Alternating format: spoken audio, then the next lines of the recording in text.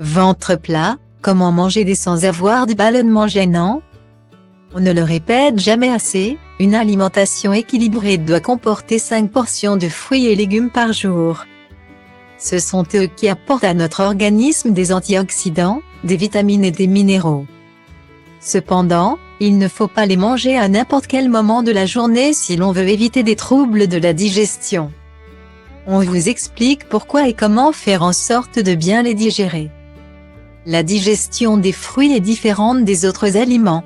Les fruits se digèrent en une trentaine de minutes, ce qui est beaucoup plus rapide que la moyenne des autres aliments qui est d'environ 3 heures.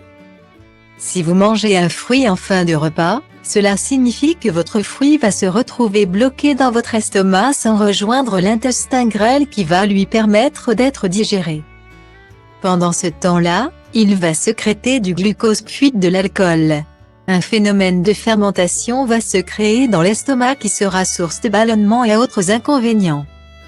Pour éviter le phénomène de fermentation dans notre estomac, mangez un fruit en dehors des repas et seul.